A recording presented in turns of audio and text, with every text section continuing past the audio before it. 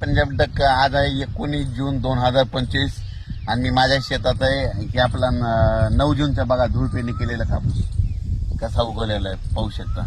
आणि या ठिकाणी महाराष्ट्रातल्या शेतकऱ्याला अंदाज येणार आहे.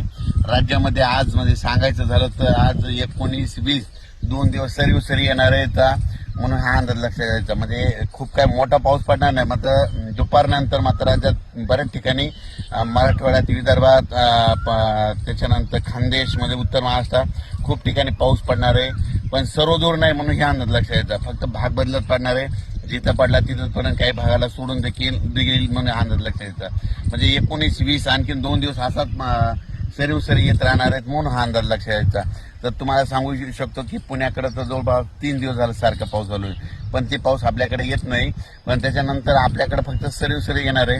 आणि राज्यातलं जे हे वारं सुटलेलं आहे हे 24 तारखेला बंद होणार आहे. त्याच्यानंतर 25 पासून राज्यामध्ये परत वातावरण सक्रिय होणार आहे म्हणून हा अंदाज लक्षात घ्यायचा. आणि हे पाहू शकता, हे माझ्या शेतातला कापूस आहे, म्हणजे धूळपेरणी केलेली.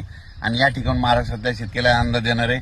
आज 19 जून 2025, आज 19-20 2 दिवस राज्यात म्हणजे मराठवाडा, विदर्भ, त्याच्यानंतर उत्तर महाराष्ट्रात म्हणजे सरी येणार आहे.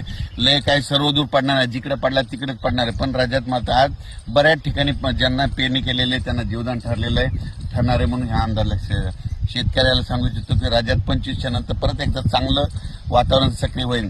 पण हे मात्र पावसाचं सत्र असंच चालू राहणार. तुरळक ठिकाणी खूप काही सर्वदूर पाऊस पडणार नाही. म्हणजे म्हणून सर्व शेतकऱ्यांनी याचं नोंद घ्यावी.